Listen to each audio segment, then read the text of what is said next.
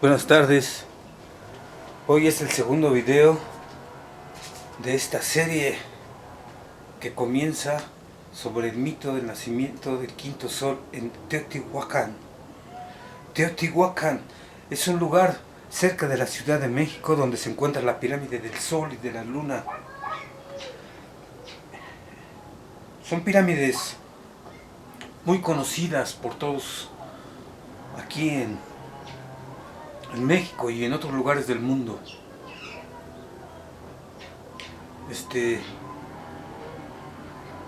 Les pedimos primeramente que si se hacen silencios no se desesperen, porque los silencios, los espacios que se abren en estas grabaciones, en estos videos, cuando uno guarda silencio, pareciera que como que desespera a la gente, como que ya quisieran que uno hablara, que no se quedaran esos silencios, porque son desesperantes. Entonces, lo que les pedimos es un modo de ejercicio, es un modo de meditación, es un modo de no acción, de no violentarse, sino de serenarse, de calmarse. Así como si, recuerdo una vez en la Ciudad de México, acá por la calle Guatemala, en el centro, donde hay mucha gente, se mueve para allá y para acá, ¿no? Recuerdo una persona que estaba sentada ahí como un loco, viendo cómo pasaba la gente. Me vi yo, a mí mismo, en ese torbellino, en esa avidez de novedades, en ese uno de locura, de movimiento, de ajetreo. Necesitamos más que nunca hoy en nuestra época ese silencio. Bueno, ahora bien, nuestro segundo video sobre el mito de Teotihuacán, esperamos que sea un poco más sereno. Por eso les decíamos que les pedíamos su calma. Ahorita en este tiempo de pandemia no tenemos nada que hacer, entonces tranquilicémonos y veámonos a nosotros mismos cuando nos desesperemos. En ese momento nos vemos a nosotros mismos y nos tranquilizamos, y así tenemos más tranquilidad, más confianza, porque de repente uno aquí frente a la cámara, que es frente a todos ustedes, pues también uno quisiera estar hablando cosas y rápido hay que hablar, porque si no se vayan a desesperar el público precioso y se van. Entonces, Teotihuacán, muchos dicen que es como la ciudad de los dioses. Teotihuacán tiene la palabra Teo, Teotihuacán. Hay una coincidencia entre Teo en náhuatl, que significa como divinidad, y también Teo en griego, como teología, estudio de Dios o estudio de la divinidad. Esa coincidencia para nosotros pues marca muchas cosas, ¿no? O no marca nada, o marca todo. Pero bueno, nada más es como un subrayado. Teotihuacán es un nombre que, según los historiadores,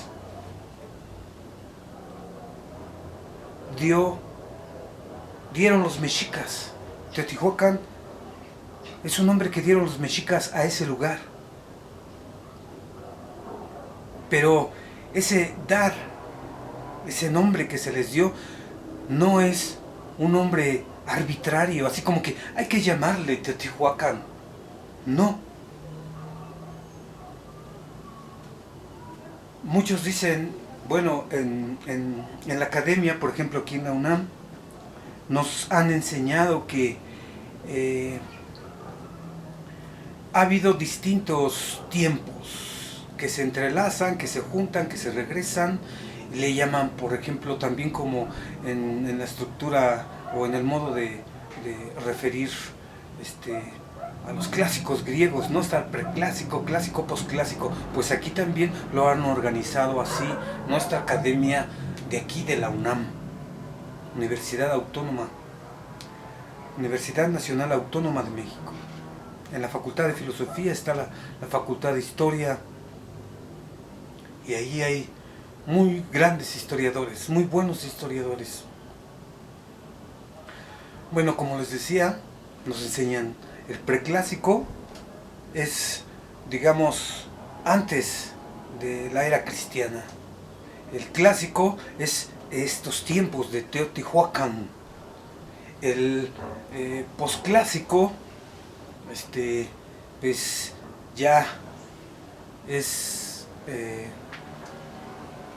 por ejemplo, los mexicas, ¿no? Uno pensaría que la grandeza de todo fue en los tiempos de los mexicas, pero no.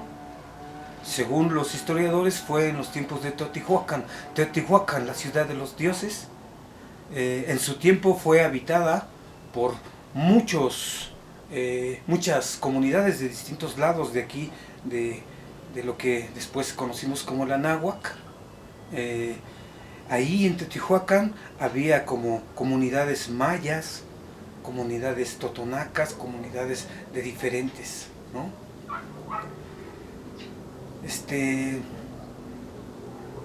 Muchos historiadores se han preguntado que por qué los teotihuacanos no se apropiaron, no se reapropiaron por ejemplo, la escritura maya, que en ese tiempo ya estaba en circulación, por así decir. Porque los teotihuacanos, hasta ahorita todavía están algunos murales, que es excepcional porque pues Teotihuacán más o menos su esplendor fue precisamente desde el año 0 de la era cristiana al año 200 más o menos. Aquí en México en ese tiempo hizo erupción un pequeñito volcán que está aquí cerca de la Jusco y que llenó de lava lo que hoy es nuestra Universidad Nacional Autónoma de México, la UNAM. En ese tiempo muchos hacen ese señalamiento. Teotihuacán estaba poblado por muchas comunidades de diferentes lenguas, diferentes costumbres, pero todos juntos. Era como una ciudad, como una ciudad como cosmopolita. Decían que había más gente que allá en Europa, ¿no? En las ciudades más grandes. Yo creo que era extraordinario ese tiempo. Cerca de por ahí había un río, hoy ya no existe. Teotihuacanos, como decíamos, les llamaron así los mexicas, porque no se sabe cómo se llamaba esa gran ciudad. Entonces existe este mito del nacimiento del quinto sol en Teotihuacán. Quiere decir que antes hubo 4. En esos mundos, en esos soles anteriores a este, hubo como modos de hacer al hombre, pero siempre como que hubo un fracaso, ¿no? Como que no adoraban a los dioses y entonces se convirtieron en peces, en guajolotes. Hay una donde dice que se convirtieron en monos, ¿no? El mono, el simio, muy diferente a esta interpretación de que el hombre viene del mono. Más bien es al revés. Esta interpretación nos dice que el mono viene del hombre, no que el hombre viene del mono. Esto es maravilloso porque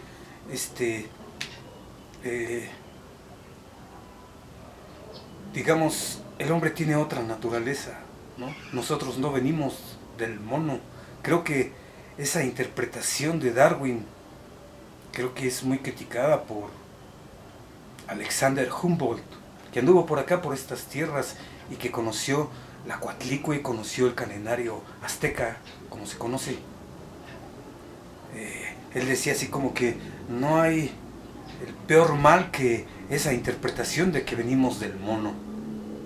Aquí más bien el mono se hicieron así los hombres porque precisamente no, como que van retrocediendo, como que en lugar de espiritualizarse con lo divino, retroceden aún más y se convierten como en monos y terminan como monos, ¿no?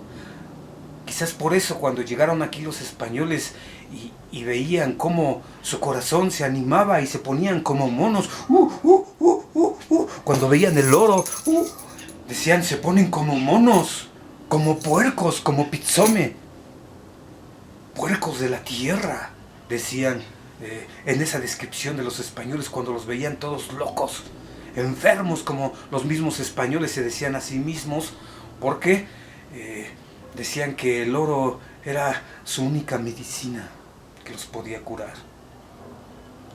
Quizás venga de eso, ¿no? Quizás entre más ambiciosos seamos los seres humanos, más nos degradamos y nos convertimos en ello. Ahora bien, decimos que este es el quinto sol. El quinto sol es como un intento de crear otra vez a los seres humanos para que invoquen y adoren a los dioses. En el mito que leímos, comenzaba como muchas otras interpretaciones de cómo fue el origen. Otras interpretaciones de todos los lugares, parece, de todos los pueblos del mundo. Parece que no es una coincidencia que todos más o menos comiencen igual. Les voy a poner un ejemplo. Decíamos que el mito del nacimiento del quinto sol en Teotihuacán comienza así. Se dice que cuando aún era de noche, cuando aún no había luz, cuando aún no amanecía, dicen que se juntaron, se llamaron unos a otros los dioses allá en Teotihuacán. Así comienza. Cuando no había nada. Ya les habíamos leído anteriormente el de Popol Vuh, ¿no? Que dice más o menos lo mismo. Esta es la relación de cómo todo estaba en suspenso, todo en calma, en silencio, todo inmóvil, callado y vacía la extensión del cielo. Esta es la primera relación, el primer discurso. No había todavía un hombre, ni un animal, pájaros, peces, etc. Solo existía el cielo. No se manifestaba la faz de la tierra, solo estaban el mar en calma y el cielo en toda su extensión. No había nada junto que hiciera ruido, ni cosa alguna que se moviera, ni agitara, ni hiciera ruido en el cielo. No había nada que estuviera en pie, solo el agua en reposo, el mar apacible, solo y tranquilo. No había nada dotado de existencia.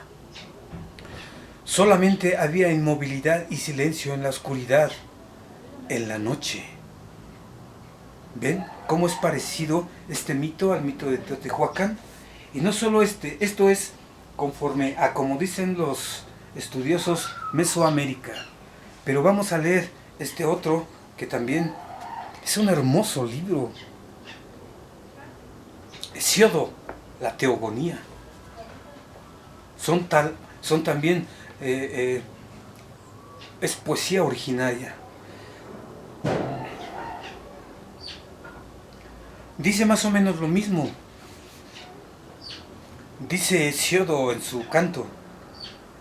Aquí podemos decir que es Hesíodo, pero por así decir, porque a nosotros no nos importa Hesíodo. No hay autores aquí. Es el lenguaje mismo, es el mito mismo el que habla. ¿Sí? Dice, primeramente, por cierto, fue abismo. Abismo. Esto es, cuando aún no había nada. Primeramente fue la noche primordial.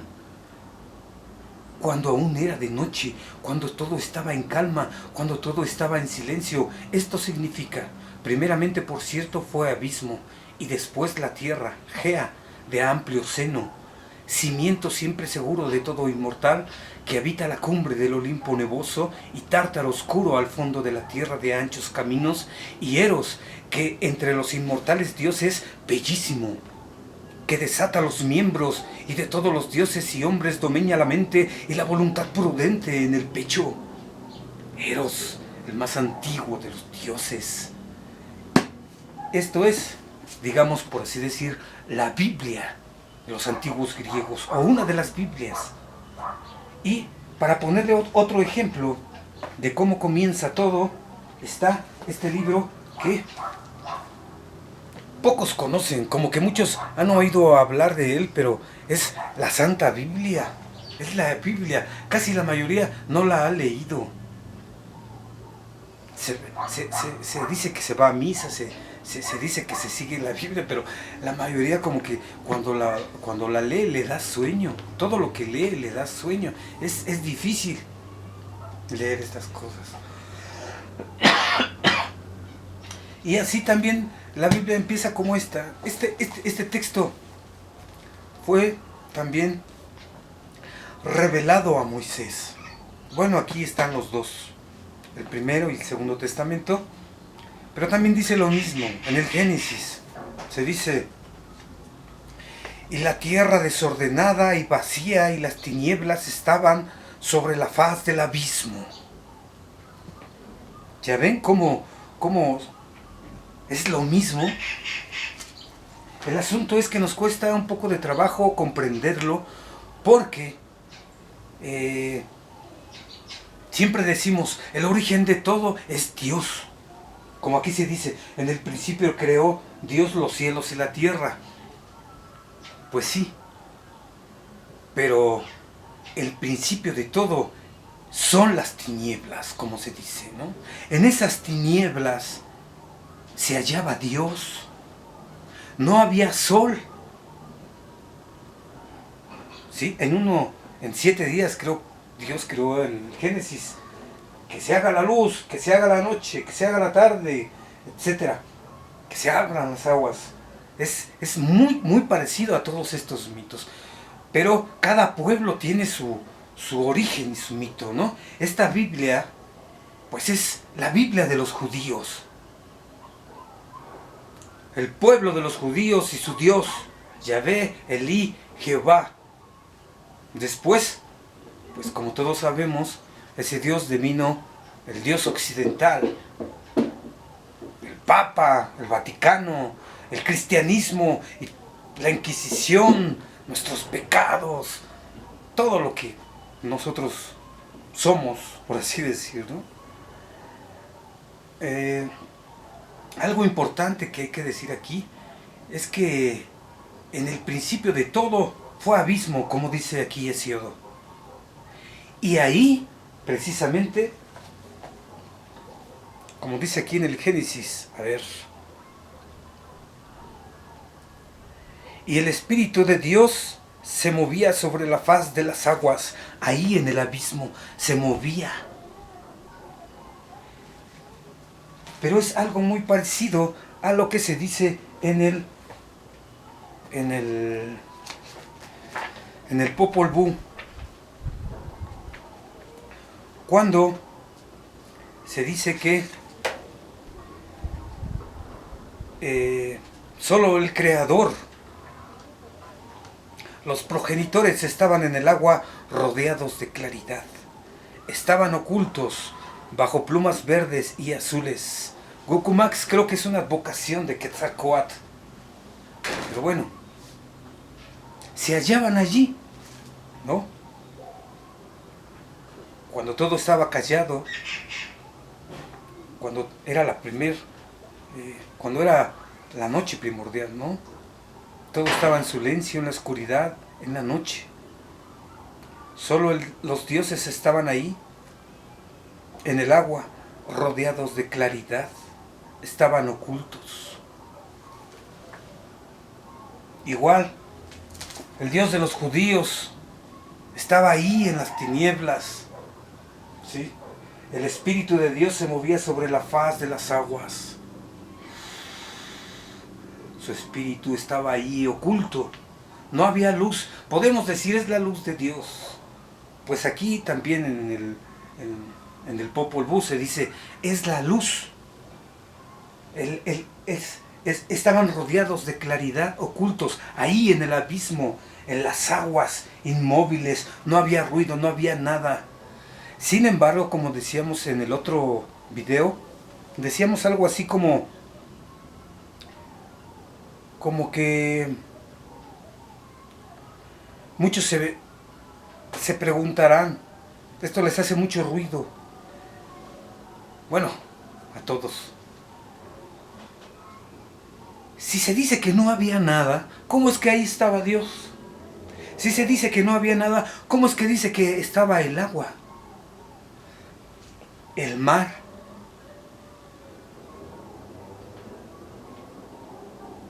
¿Y cómo es que los dioses tenían ropa o no sé, como que no se puede entender, como que la nada es nada, pero se puede entender porque al rango de la nada está el ser, pero no la existencia. Me explico.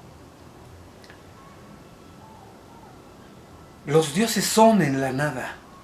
La nada es. El silencio es. El lenguaje es. Los dioses son. El mar es. El agua es. ¿No? Y muchas otras cosas son como las que acabamos de leer en el mito,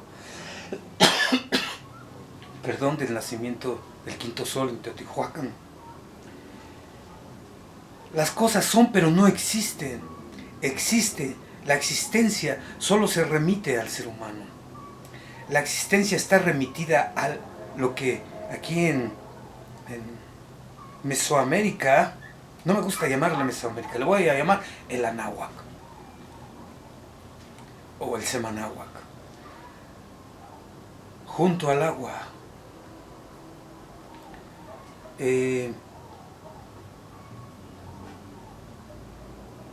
Aquí, ya se me fue la onda.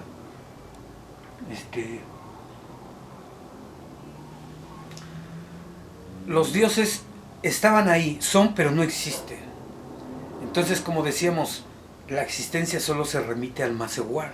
Masehual quiere decir el merecedor o el merecido. Y de eso se trata este mito. Los dioses se sacrifican en el fuego, se arrojan al fuego, se sacrifican para crear el quinto sol. ¿Qué es lo que nos dice esto? Que para vivir, para existir, necesitamos del sacrificio. Y los dioses se sacrifican, ¿sí? Pero antes de sacrificarse, como decíamos, se hallaban en la nada. Tenemos que hacer esa diferencia entre que los dioses son en la nada. El Dios, Yahvé o Jehová o Elí, se hallaba en las tinieblas. El principio de todo fueron las tinieblas. El principio de todo, por cierto, dice Hesíodo, fue abismo. En el principio de todo estaba inmóvil, en calma. En el principio de todo, dice aquí el mito del nacimiento del quinto sol en Teotihuacán, aún era de noche, cuando aún no había luz, cuando aún no amanecía. ¿Por qué? Porque no había sol, todo estaba en calma. Entonces, esto nos deja mucho que decir. Una cosa es el ser de los dioses, en donde el ser y la nada pueden, digamos, ser concomitantes, están en el mismo rango, ¿no? El ser y la nada son uno. No hay existencia todavía.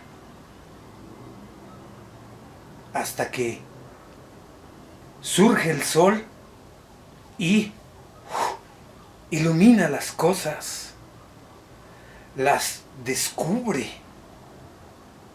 se hacen ver, se muestran lo que son los entes, las cosas.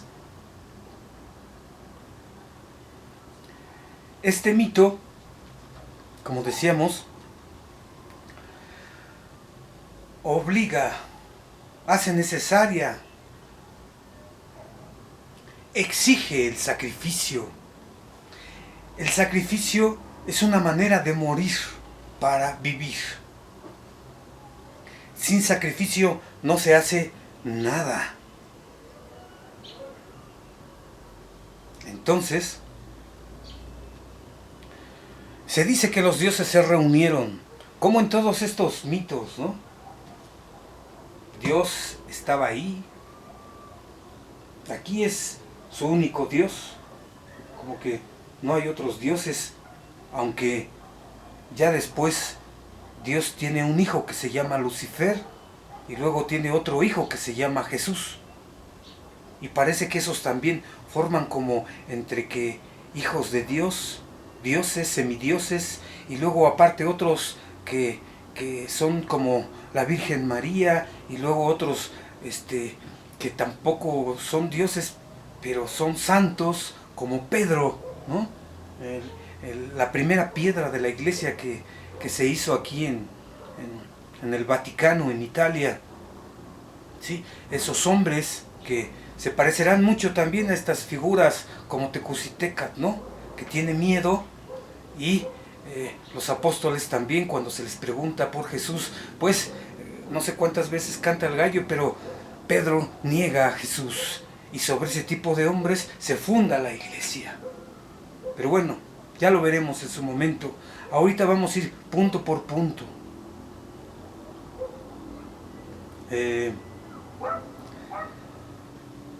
Está todo oscuro, imaginémonos así. Están los dioses ahí, en su claridad. El espíritu de los dioses, citando el Génesis, se movía sobre la faz de las aguas. Como decía aquí, bueno, aquí dice en el Génesis, ¿no? El espíritu de Dios se movía sobre la faz de las aguas. Y aquí en el Popol Vuh se decía, estaban ocultos bajo plumas verdes y azules, por eso se les llama Gucumax, como una serpiente emplumada, oculta ahí en el agua.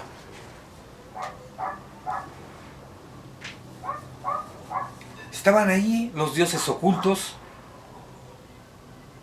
y pues aquí por ejemplo en el Popol Vuh se dice,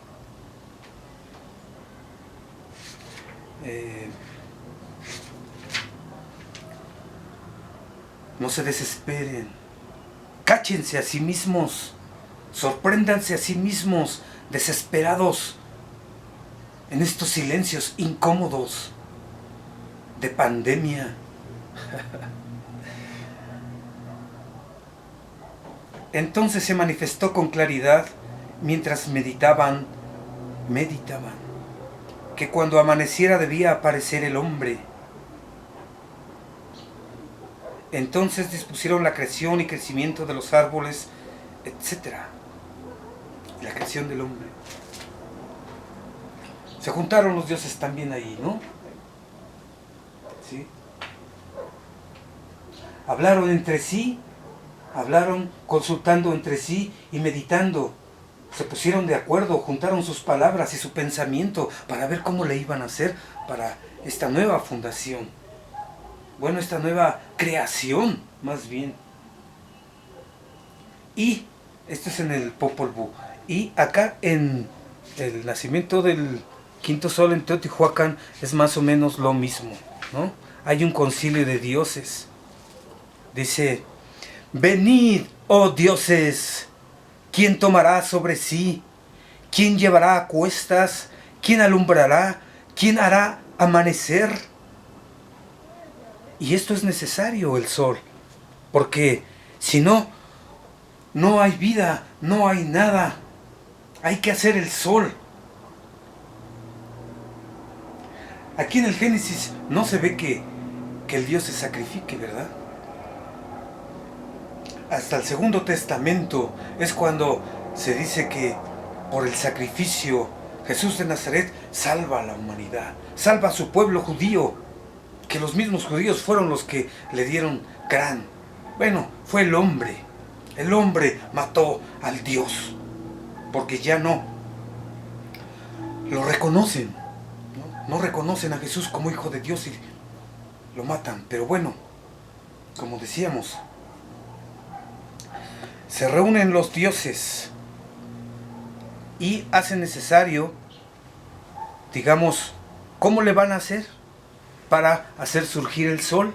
Porque sin el sol no puede haber hombres, no puede haber vida, no puede haber árboles, animales, cosas. Entonces, pues se hace una convocatoria para ver quién se va a sacrificar, quién se va a arrojar al fuego para resurgir como sol. Y entonces dicen: venid, oh dioses,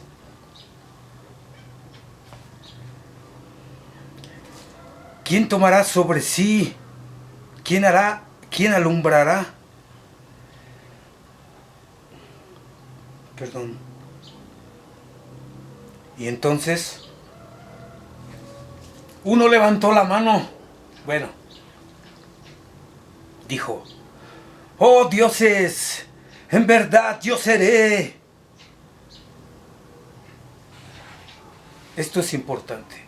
Son pequeñas palabritas, pero que a veces nos confundimos, porque si bien en verdad los dioses son en la nada, los dioses, digamos, son dioses siempre y cuando tienen la posibilidad de llegar a ser dioses, de consumarse como dioses, de lograrse como dioses, ¿sí? Son dioses, pero tienen que llegar a ser dioses. Esto es muy difícil de comprender para los hombres racionales, ¿no? Recuerdo que un amigo, David Robles, que va en la UAP de Coajimalpa, me decía que una de sus maestras se le hacía absurdo esto, porque decía: si ya soy, ¿cómo voy a llegar a ser? Era una crítica que se le hacía al filósofo alemán Martin Heidegger, porque precisamente él también trabaja estas cosas desde el lado occidental, por supuesto. Pero decía: si ya soy, ya no tengo que llegar a ser, porque yo ya soy. Pero esta maestra es demasiado racional, porque digamos que hay gente que sí es, pero no llega a ser. Es como una flor que está en un botón, ¿no? Quiere llegar a ser flor, pero de repente alguien la corta, o deja de llover y pues hay sequía y entonces se seca, o como nuestro tiempo, ¿no? No florecemos los hombres. Sí, somos, pero no llegamos a ser. Cuando se llega a ser, digamos, es algo como esto, ¿no? Es como un florecimiento. Y así como los dioses, dice aquí el dios Tecusitecat: yo seré, oh dioses, en verdad, yo seré. ¿Qué quiere decir? Que yo haré el amanecer, que yo me sacrificaré para que existan los más iguales, los seres humanos. Bueno, dijeron los dioses, ¿quién otro más? Y entonces ahí en el concilio, en la junta de dioses, volteaban todos los dioses y se miraban unos a otros. ¿Quién otro más se arroja al fuego? Y ellos, grandes señores, se dice aquí, pues ninguno se decidía. Todos se miraban de un lado a otro, ¿no? Así como que, ¿quién? Y como nadie decía: ¿yo? Pues entonces dijeron: pues ¿cómo le haremos? Sí, porque pues necesitamos otro Dios que se lance, que quiera ser Dios. Y entonces, pues Nadie decía, ¿no? Todos se miraban, decían que había temor, ¿no? Manifestaban su temor, retrocedían. Nadie allí se hizo visible. Y aquí, decíamos,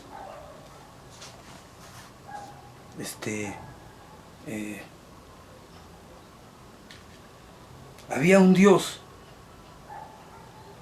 que entre todos los que se volteaban a ver, había un Dios que estaba así. Imaginémoslo con la mirada hacia abajo, que se llamaba Nanahuatzin. Era también uno de ellos, grande, un gran señor. Allí estaba junto a ellos, permanecía escuchando cuanto se decía.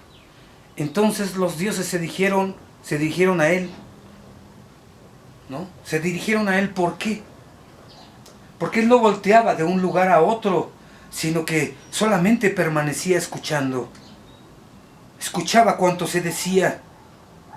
Él no vociferó y dijo, yo seré, oh dioses. Yo también. No, sino que humildemente calló. Pero su silencio otorgó. ¿Cómo va la frase? El que calla, otorga. No sé si esta frase se diga en otros lados del mundo, pero aquí en México se dice, el que calla, otorga.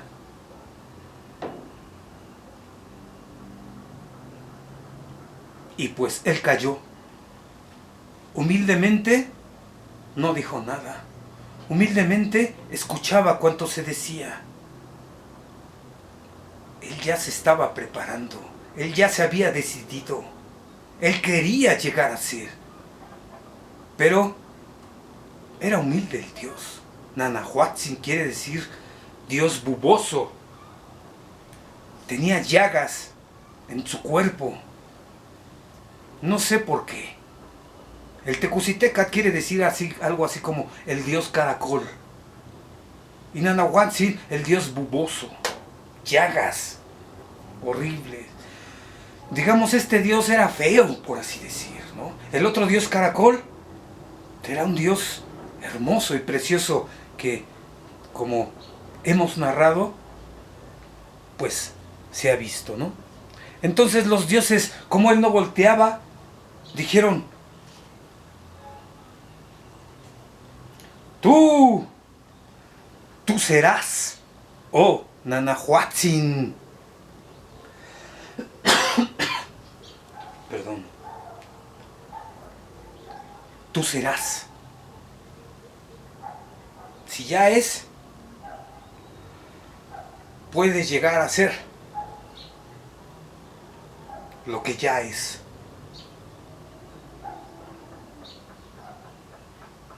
Como decíamos, hay muchos que no llegan a ser. Sí, se apuntan a la facultad de filosofía, pero después se hartan de todo y mejor se meten a otra carrera, ¿no? Se frustran, no llegan a ser. Y así muchos. Entonces este Dios dijo, se apresuró a recoger la palabra, la tomó de buena gana y dijo, está bien, oh dioses, me habéis hecho un bien. Y enseguida hicieron penitencia. 4 días ayunaron. Este ayuno es importante. Esta penitencia, como vimos en el primer mito, es importante. Los ayunos nos enseñan mucho. Los ayunos nos enseñan a dominarnos a nosotros mismos. Las penitencias nos ayudan a ser nosotros mismos. No tomar agua o alimentos durante 40 días y 40 noches. Aquí fue 4 días en ayuno. Los ayunos nos ayudan, digamos, a ser fuertes, a comprender, digamos, el modo consustancial de la alegría y el dolor. Por ejemplo, el dolor del hambre lo podemos soportar, aprendemos a soportarlo. Y no solo eso, aprendemos a valorar los alimentos, unos frijolitos, unas tortillitas, nos pueden saber a gloria. Las penitencias nos enseñan a ser fuertes. Pero bueno, esto nada más es para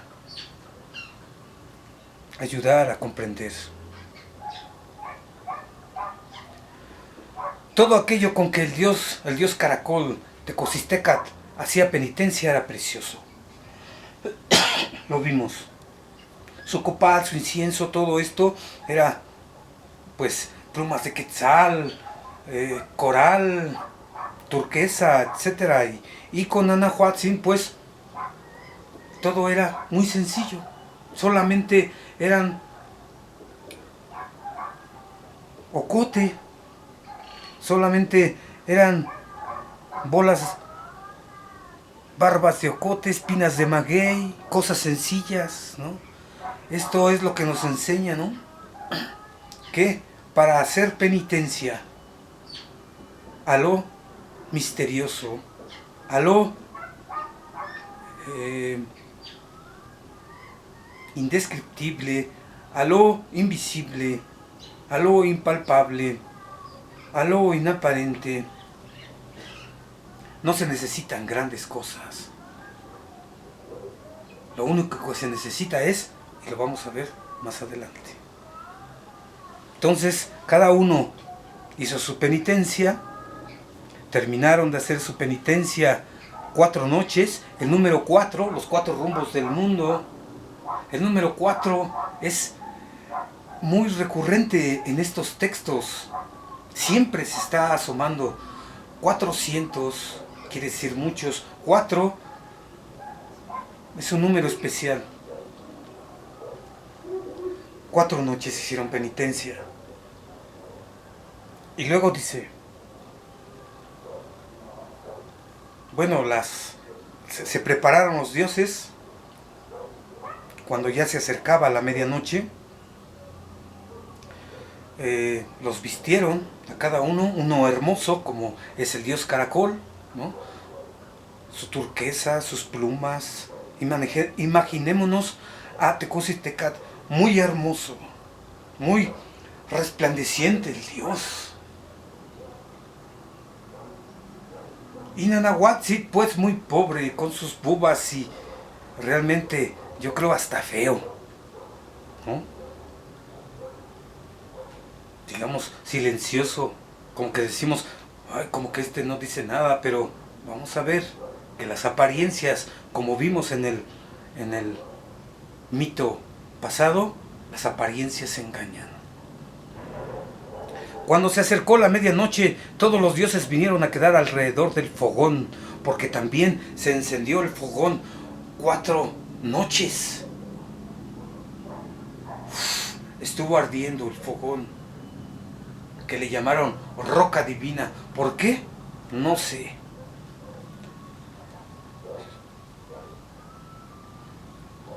A cada uno le pusieron su monte, su pirámide, su templo. Decíamos que las rocas o las montañas vienen del centro de la tierra. Estaba encendida 4 noches, igual que su penitencia. Antes de hacer algo grande, hay que sacrificarnos. Todavía, antes de sacrificarnos, hay que sacrificarse. No comer nada. Eso nos hace ver las cosas. Pero para nosotros es muy difícil eso del sacrificio y eso de estar pasando hambres y ese tipo de cosas. Eso como que hoy en nuestro tiempo, ¡fum!, lo hemos olvidado completamente. Pero bueno, vamos a ver qué aprendemos de esto, ¿sí? Solo para el futuro, o qué nos dice. Entonces, esto es importante. Cuando se dice, se acercó la medianoche. La medianoche. Esto es importante, como decíamos en el otro mito. La medianoche, en la medianoche, el sol es cuando comienza a surgir. ¿Sí?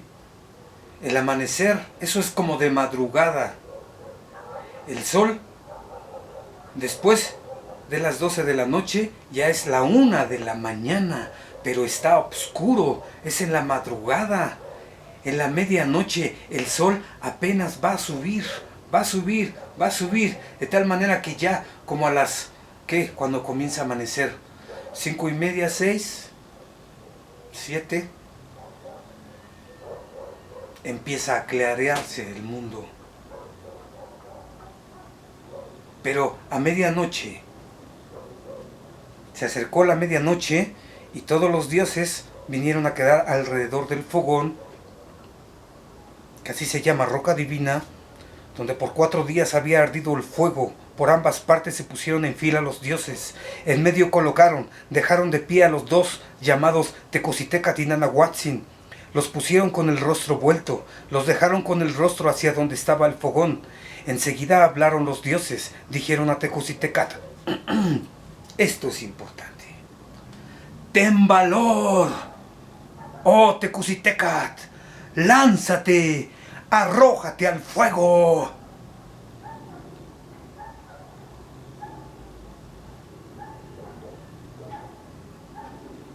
Nos detenemos un momento porque ya lo habíamos dicho en otros videos. Este asunto de los temples es nuestro modo de ser. ¿Sí? Más adelante lo veremos, pero el modo de ser es el modo de encontrarnos en la tierra, es el modo de ser en el mundo, es el modo de acceder al mundo, es el modo de ser mundo. Nuestro modo de ser es el modo de sentir, antes de creer, saber o conocer. Nuestro temple ya está en el mundo, ya accedió al mundo, ya tenemos lenguaje desde que estamos en el vientre de nuestra madre, ya hablamos, ya damos patadas, ¿sí? Y podemos decir que estamos incómodos, podemos decir que tenemos hambre, podemos decir que vamos a ser artistas, que somos músicos, que somos guerreros, ya estamos dando, ya hablamos, llegamos a nuestra madre desde pequeños, ¿sí? Cuando nacemos desde el vientre de nuestra madre, el ser humano ya comprende. No en el modo de la gramática, el lenguaje de las palabras, dejemos eso aparte, eso lo dejemos para nuestra época, ¿sí? La gramática y la racionalidad, la argumentación lógica y todas estas cosas. No, esto es más originario. El comprender es un modo de ser que nacemos ya con él. Cuando nosotros, por ejemplo, somos bebés y lloramos, ya estamos hablando, ya estamos diciendo, ¿sí? Si yo soy una madre y veo que mi hijo está llorando, ¿qué me está diciendo el niño? La madre le contesta: ahorita, ahorita, hijo. Ahorita, hijo mío. Ahorita te doy de comer. Espérame tantito, que estoy cocinando la comida para tus otros hermanos. Y el otro: ña, ña, ña. ¿Qué le está diciendo el niño a su madre? El comprender, decimos, es muy distinto a esto de la gramática y las palabras y la conciencia y la racionalidad y la mente. No, eso apartémoslo a un lado. El comprender es más originario porque hablamos con los gestos, con los movimientos, con los ruidos, ¿sí? En este caso el bebé lo que está diciendo es: tengo hambre, mamá, tengo hambre, mamá, Y si no es el hambre, puede ser otra cosa, ¿sí? Que le esté molestando una espinita de la ropa que se quedó en el jardín, o una pulga que le esté picando, o un cabello enredado en el pie, o un moquito que le esté dando comezón, o un bracito que se le haya dormido, qué sé yo. Lo que se entiende es que el bebé ya está hablando, ya está diciendo cosas. Si un bebé sonríe, yo recuerdo que mi bebé, Minerva Moctezuma, cuando nació y me la pasaron a los brazos,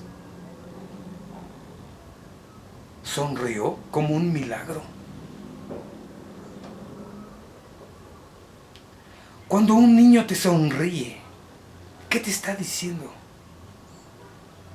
Imaginémonos que la mujer que más te gusta o el hombre que más te gusta te da una pequeña sonrisita. O del que estés enamorado. ¿Ah, verdad?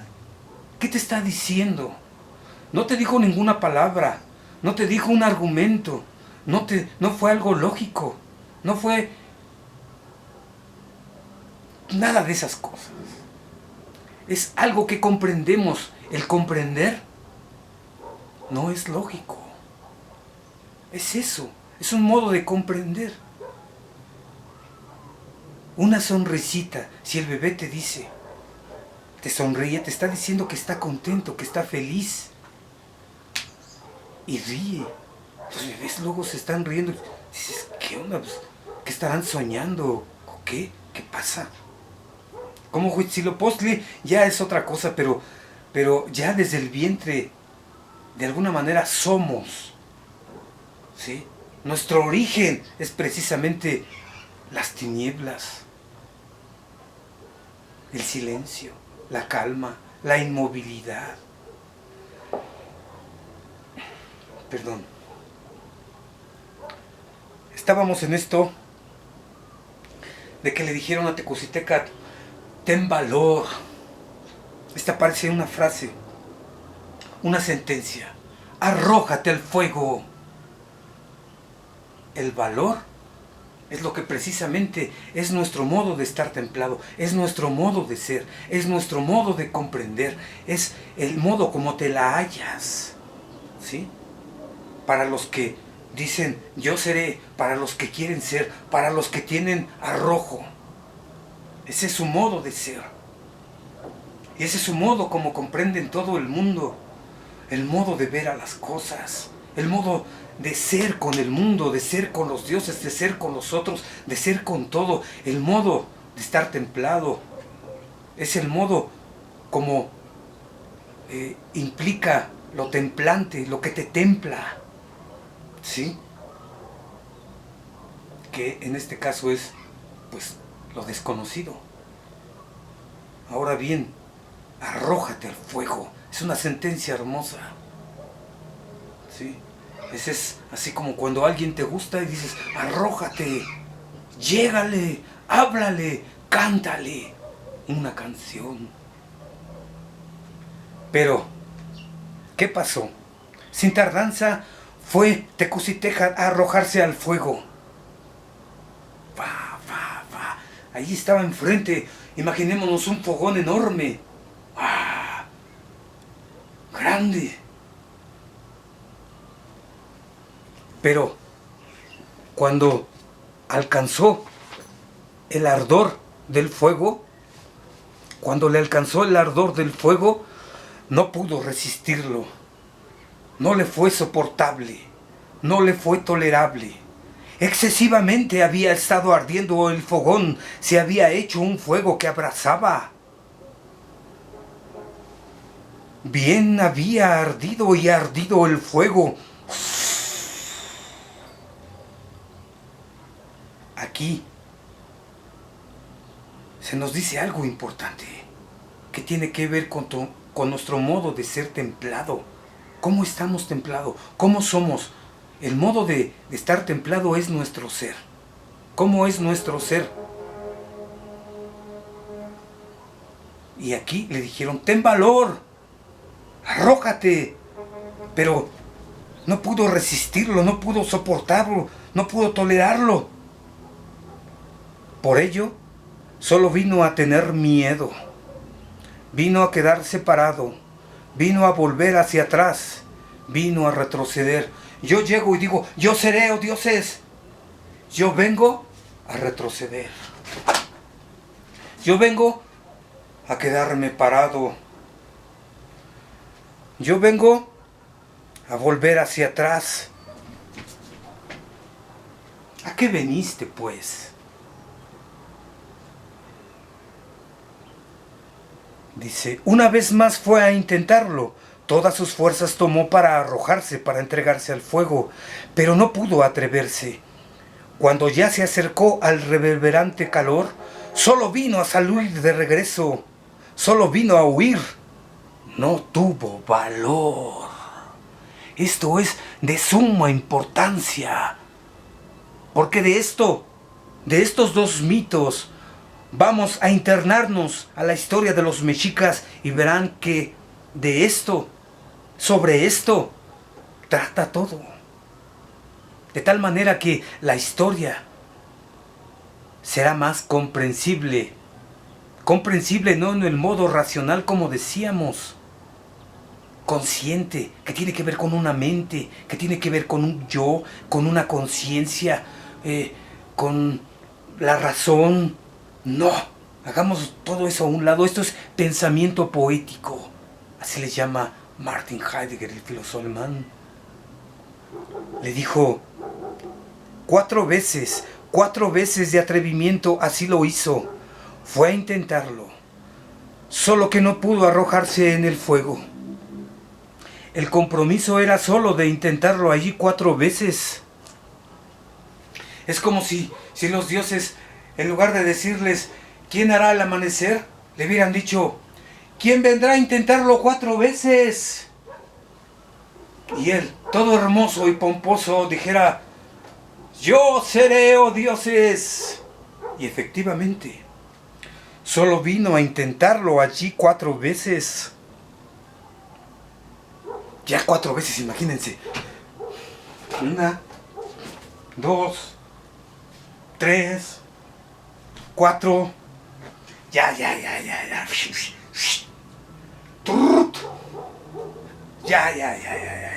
4 veces. Esto nos recuerda al mito del dios Huitzilopochtli. ¿Se recuerdan que 4 veces el dios Huitzilopochtli hizo dar vueltas a los Censohuiznahuac? Donde decían, ya basta ya, Huitzilopochtli, perdónanos, no sabíamos lo que hacíamos. Y Huitzilopochtli, nunca tuvo piedad, pero bueno, 4 veces aquí también. Lo intentó, 1, 2, 3, 4, y nada más no. Nada más vino a intentarlo, nada más vino a huir. Yo seré, pues no. Se te dio la oportunidad y pues no juites, como dicen aquí.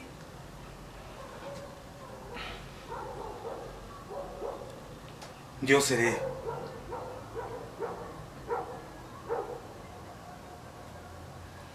Bueno, ya después de que ya tantas veces lo hizo, los dioses dijeron, ¿qué pasó? Ya estuvo.